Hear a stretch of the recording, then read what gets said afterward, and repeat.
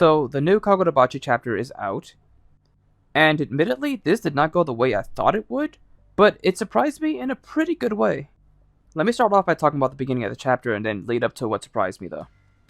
So, the chapter starts off with these two members of the Kaminabi.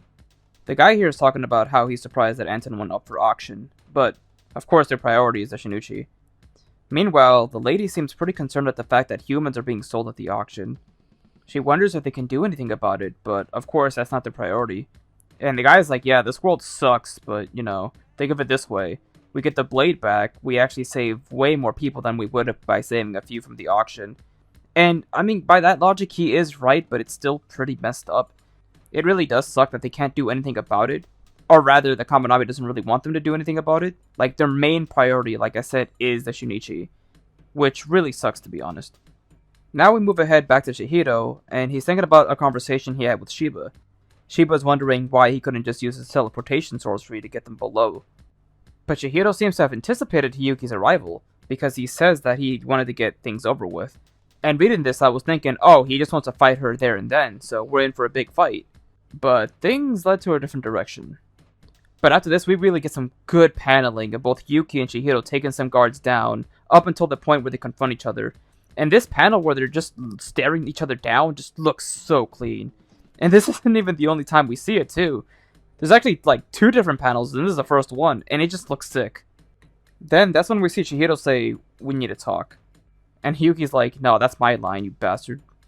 And then here we see Sumo Guy again.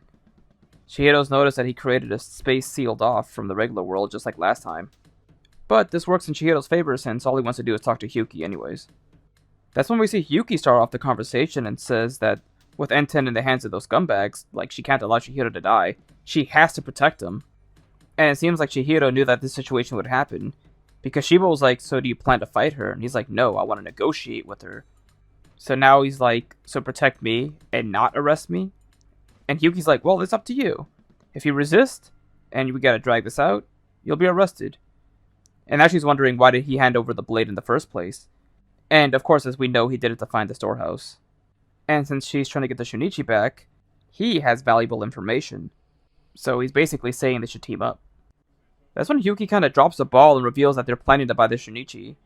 And that's when Sumo Guy's like, hey, you're not supposed to say that. Even Chihiro's caught a bit off guard that she just admitted all that, but he's going to use that to his advantage. He brings up how humans are being sold at the auction as well, and how he met a kid who was looking for his sister. His sister, of course, being one of the people being sold at the auction. That's when Chihiro's like, alright, so to be clear, you're just here to get the blade back, and to protect me to make sure that Enten is safe. And she's like, yep, that's exactly it. But as Sumo Guy notices, that's the part that she doesn't agree with.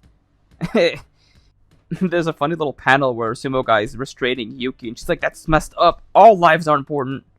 And it seems like she was making a huge fuss up until the end. But, as Sumo Guy said, her powers and abilities are as strong as an enchanted blade, so she knows how important this assignment is. And now Chihiro's asking Hiyuki if she's okay with humans being sold like objects, if she's just gonna stand by and let this happen.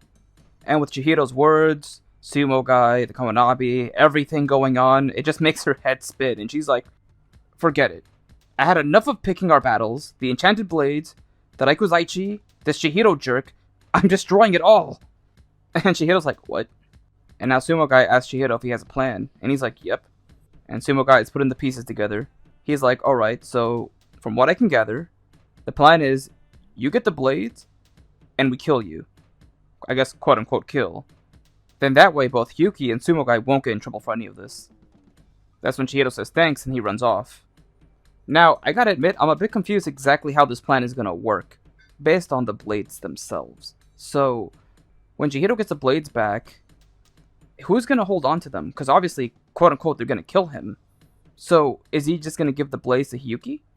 Or is he gonna give the blades to Shiba, and have Chihiro die, quote-unquote? And they're like, well, we lost the blades, they're in Shiba's hands, but hey, we got Chihiro, he's dead, he's on the floor.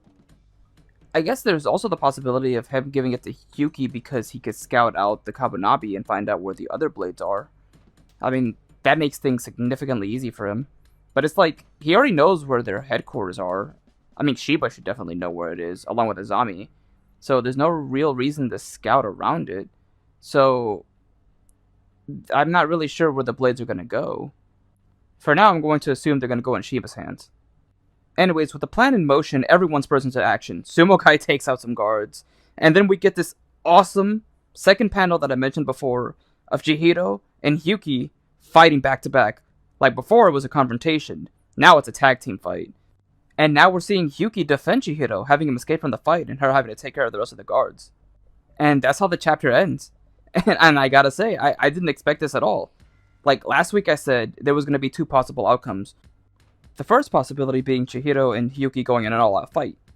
And the second being Chihiro finding a way to avoid her, and Sumo Guy's ability to put them in a far-out space. And apparently it's neither. I didn't expect them to work together at all. Though, I guess to be honest, we probably should have saw this coming. Because we knew Hiyuki was against, humans being sold at the auction. And we saw Chihiro's encounter with Mr. Izuma, and him wanting his sister to be saved. So that gives both of them a common goal and a reason to work together. Now it'll be real interesting to see how this continues because, of course, we just saw Hiyuki defend Chihiro. But is she going to try to catch up to him after? Or is she going to stay behind and fight every single threat that tries to get in his way? That way Chihiro can get far enough to get the blades. I'm kind of hoping she'll try to tag along afterwards because I would love to see them fight together.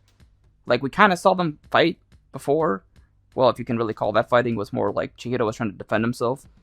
But the idea of having to see them fight together and fight Kyoto and the Sasanami family, that would be kind of sick, especially considering that Chihiro's group would need help taking them on because it's just Chihiro and Shiba.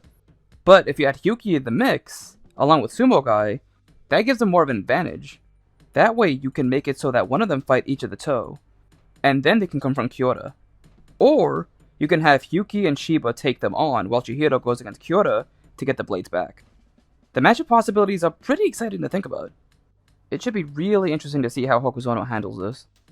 But yeah, those are my thoughts on the chapter. Feel free to let me know what you guys think. I'll try to respond to everybody as best as I can. And that'll do it for me for now. Here's looking forward to seeing how this tag team continues next week. Peace out, everyone.